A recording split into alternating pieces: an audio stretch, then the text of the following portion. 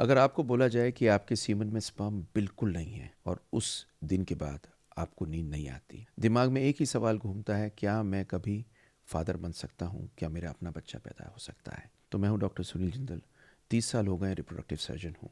Azoospermia का काम करता हूँ, माइक्रोटी से करता हूँ।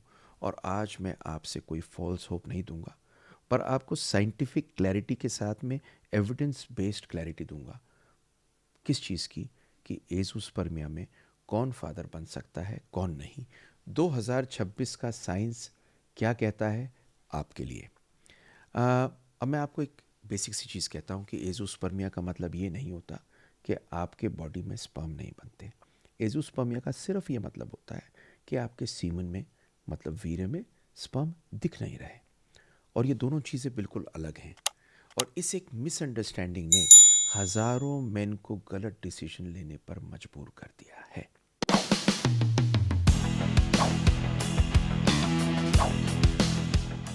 तो सबसे पहले एजोस्पर्मिया क्या होता है 2026 में आपको ये समझना है। इसके अलग अलग मैंने पार्ट्स दिए हैं, अलग अलग चीज़ों में अलग पार्ट में समझा है, क्योंकि एक चीज़ को समझिए, ये कोई मोटिवेशन की वीडियो नहीं है। ये एक आपको साइंटिफिक सिस्टम दे रहा हूँ, और ये सिस्टम फॉलो करेंगे और आप एजोस्पर्मिक हैं तो आप ही का बेबी आपको मिल सकता है। तो देखिए, 2026 में एजोस्पर्मिया को समझने का सिर्फ एक सिंपल रूल है। क्या? टाइप। और इसको समझना कैसे ज़रूरी है कि समझ लीजिए टाइप 1 क्या होता है। टाइप 1 होता है ऑब्स्ट्रक्टिव एजोस्पर्मिया। इस टाइप में स्पर्म बन रहे हैं पर बाहर नहीं आ पा रहे। ये क्यों हो सकते हैं? क्योंकि आपका वास ब्लॉक्ड है, आपकी सेमिनल वेसिकल ब्लॉक्ड है, रास्ता ख़राब है, इन्फेक्शन ने ख़राब कर दिया है, सर्जरी के बाद डैमेज हो गया। पर अच्छी बात क्या है कि इसमें स्पर्म मिलने का चांस बहुत अच्छा होता है, और इन स्पर्म को यूज़ करके आप ही का बेबी आपको दिया जा सकता है। नंबर 2 होता है नॉन ऑब्स्ट्रक्टिव एजोस्पर्मिया। यहाँ पर ब्लॉकेज नहीं होती, यहाँ प्रॉब्लम होती है स्पर्म प्रोडक्शन की, टेस्टिस की फेलियर की। तो इसके बहुत सारे रीज़न होते हैं। हार्मोन का इशू हो सकता है, जेनेटिक हो सकता है, चाइल्डहुड प्रॉब्लम हो सकती है, टेस्टिकुलर डैमेज हो सकता है। यहाँ सब फादर नहीं बन पाते, पर बहुत से फादर बन जाते हैं अगर सही सिस्टम को फॉलो करें। ये क्या होता है इसके अंदर? इसके अंदर जगह जगह, छोटी छोटी जगह पे, मतलब सब जगह नहीं बन रहे होते। जैसे एक आपने सेब देखा है का पेड़, सॉरी सेब नहीं, सेब का पेड़ देखा है। सेब के पेड़ के ऊपर हरी पत्तियाँ होती हैं, कहीं कहीं सेब होते हैं। जहाँ जहाँ सेब होते हैं उन एरियाओं में अगर आप माने स्पर्म बन रहे हैं, वहाँ से अगर निकाला जाए तो स्पर्म मिल सकता है। पर एक तीसरी कैटेगरी होती है जो इसके बीच की होती है, जो हॉर्मोन्स कुछ दिखाती है पर जब हम टेस्टिस खोलते हैं तो कुछ और मिलता है। तो इसकी क्या चीज़ इंपॉर्टेंट है वो मैं आपको आगे बताऊंगा। अब आते हैं पार्ट 2 में। पार्ट 2 है एजोस्पर्मिया में कौन फादर बन सकता है। देखिए, एजोस्पर्मिया में डिसीजन इमोशन से नहीं, सिस्टम से होता है। आप फादर बन सकते हैं अगर आपकी टेस्टिस में कहीं पे भी स्पर्म मिल जाते हैं और वो स्पर्म हेल्दी होते हैं, अगर आपके हॉर्मोन्स को मैनेजेबल हो और ठीक कर सकें, अगर आपकी जेनेटिक कंडीशन कंपैटिबल हो स्पर्म मिलने से, अगर सही टेक्निक यूज़ की जाए स्पर्म के लिए और जल्दबाजी नहीं की जाए। 2026 में साइंस इतनी आगे आ गई है कि ज़ीरो स्पर्म वाले भी फादर बन सकते हैं। ये मेरी स्पेशलाइजेशन है, ये मेरा काम है। इसको करते करते मुझे 30 साल हो गए हैं, और ना जाने कितने डॉक्टर्स को मैंने सिखाया है, कितने आईवीएफ स्पेशलिस्ट को सिखाया है। क्योंकि आपको एक चीज़ समझनी है कि 60% से 70% आदमी जिनके ज़ीरो स्पर्म हैं, वो अपने ही स्पर्म से बेबी बन के अपने ही स्पर्म से फादर बन सकते हैं। फादर बनना मुश्किल होता है अगर कंप्लीट जेनेटिक एब्सेंस हो और स्पर्म प्रोडक्शन की, सीवियर क्रोमोसोमल इशू हो, या टेस्टिकुलर टिश्यू में बिल्कुल कोई स्पर्म ना हो। और ये सच है कि सब केसेस सक्सेसफुल नहीं होते। सच आपको समझना और मेरा बताना ज़रूरी है। तो अब पार्ट 3 में आपको बताता हूँ कि स्टेप बाय स्टेप सिस्टम क्या है जिससे बेबी मिल सकता है। तो सबसे बड़ी गलती क्या है? डायरेक्ट आईवीएफ का डॉक्टर डोनर की शुरुआत कर देता है। 2026 का रोल समझ लीजिए। आदमी को एग्जामिन करना है, डायग्नोसिस करना है, प्लानिंग करना है, टेक्निक को प्लान करना है, और फिर बेबी करने का काम करना है। तो पहली चीज़ है, आपको करना है कंफर्म। स्टेप नंबर 1, कंफर्म करना है ये ट्रू एजोस्पर्मिया है क्या। इसके लिए आपके स्पर्म की रिपीट रिपोर्ट होनी है और इसको प्रॉपर लैब में करना है, सेंट्रीफ्यूगेशन करना है, प्रॉपरली टेस्ट करना है। देखिए, मैं जब भी पेशेंट एजोस्पर्मिया का आता है हमेशा उसको अपने यहाँ टेस्ट करते हैं। क्यों टेस्ट करते हैं? क्योंकि कई बार कुछ स्पर्म दिख जाते हैं और वो ये बता देते हैं कि टेस्टिस में स्पर्म बन रहे हैं। तो स्टेप 2 है हार्मोनल एंड जेनेटिक इवैल्यूएशन। देखिए, कुछ हार्मोन्स हैं जो हमें टेस्ट कराने हैं, क्योंकि हार्मोन्स ही दिमाग से निकलकर टेस्टिस पर जाके स्पर्म बनाते हैं। इन हार्मोन्स का नाम होता है एफएसएच, एलएच, टेस्टोस्टेरोन। किसी किसी में E2 और प्रोलैक्टिन भी करना होता है। कुछ जेनेटिक टेस्टिंग्स हैं वो करनी होती है, क्योंकि बिना नक्शे के सर्जरी करना ऐसा है जैसे अंधेरे में ऑपरेशन करना। हमें मालूम होना चाहिए हम कहाँ जा रहे हैं और क्या कर रहे हैं। किसी किसी पेशेंट में हमको अल्ट्रासाउंड भी करना पड़ता है। यह है स्टेप 2।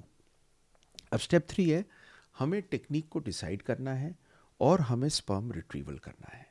देखिए, स्पर्म रिट्रीवल की टेक्निक आपको बहुत बार ओटी में जब पेशेंट को आपने लिया होता है तभी जज करनी होती है। इतनी सारी टेक्निक्स हैं जिनको मैं पूरे कंट्री में लोगों को सिखाता हूँ। जब हम पेशेंट को ले जाते हैं ऑपरेशन थिएटर में और माइक्रोस्कोप के नीचे देखना शुरू करते हैं, तब हमारा लक्ष्य होता है कि हमें किसी भी हाल में स्पर्म मिल जाए। तो हम शुरू करते हैं अलग अलग तरीके से और बढ़ते रहते हैं। अगर ऑब्स्ट्रक्टिव होता है तो मिलने में इतनी दिक्कत नहीं होती, लेकिन नॉन ऑब्स्ट्रक्टिव में हमको एडवांस माइक्रोसर्जिकल टेक्निक जिसे माइक्रोटी से है वो यूज़ करना पड़ता है। कभी कभी हम सोचते हैं ऑब्स्ट्रक्टिव है पेशेंट, लेकिन हमें जब वो नॉन ऑब्स्ट्रक्टिव मिलता है उसमें भी माइक्रोटीसी के लिए जाना पड़ता है। टेक्निक अगर गलत होती है तो होप भी ख़त्म हो जाती है और हर आदमी ये काम नहीं करता। गिनती के लोग हिंदुस्तान में ये करते हैं, तो आप ढूंढ के उनके पास जाएंगे जो ये काम करते हैं। हर आईवीएफ सेंटर ये काम नहीं करता। स्टेप नंबर 4 है जब आपको स्पर्म मिल जाते हैं तो उन स्पर्म्स को यूज़ करके आपको इक्सी करना है। बहुत बार बहुत पुअर क्वालिटी के स्पर्म्स वीर्य में थोड़े से होते हैं, वो जेनेटिकली अच्छे नहीं होते और उनके लिए टेस्टिस में से जाके हमें स्पर्म निकालना पड़ता है। क्योंकि बेसिक सी बात समझ लीजिए, अगर फैक्ट्री के बाहर सामान अच्छा नहीं आ रहा तो फैक्ट्री में जाके ढूंढना पड़ता है अच्छा डीएनए का स्पर्म। मेरे पास एक पेशेंट आया, 3 जगह एक ही चीज़ बोली थी, आप सिर्फ डोनर ले सकते हैं।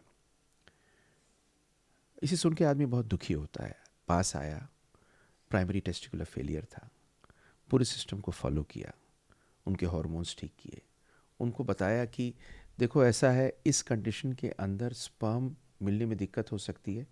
और उनको चीज़ ऐसी थी जिसको हमें करीब सिर्फ 40% चांस था स्पर्म मिलने का।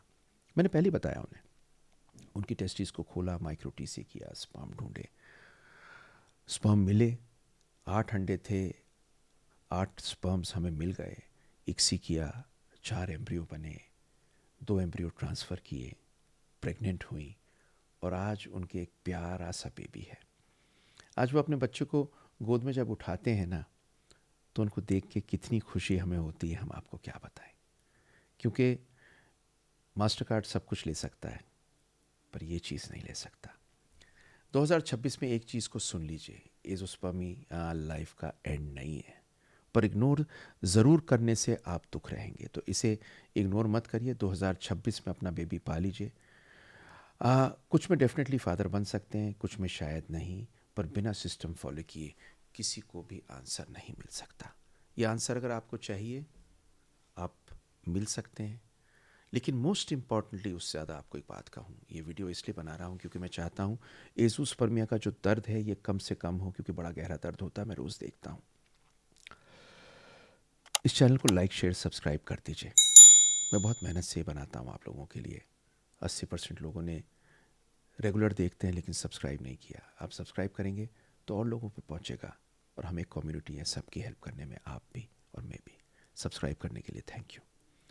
अगर आप या किसी का भी अपना एज़ोस्पर्मिया की वजह से बहुत दुखी हैं तो इस वीडियो को सेव कर लीजिए, शेयर ज़रूर करिएगा। पैनिक मत करिएगा। सही डायग्नोसिस के बगैर कोई भी फाइनल डिसीजन पे पहुंच नहीं सकता। सच के साथ चलिए तो बेस्ट पॉसिबल है वो मिलेगा जो आप चाहते हैं। शेयर तो आपने कर ही दिया, लाइक और सब्सक्राइब कर दीजिए। पर मैं चाहता हूँ कि इस संडे मैं और आप एक दूसरे से बात करें। मैंने एक लिंक दिया हुआ है, उस पर QR कोड भी है, उस पर आ जाइए। संडे को मैं और आप बात करते हैं और कुछ फ्री गिफ्ट आपको दूंगा। और उसका रीज़न सिंपल है, क्योंकि सबसे ज़्यादा आनंद हमें आपको बेबी देने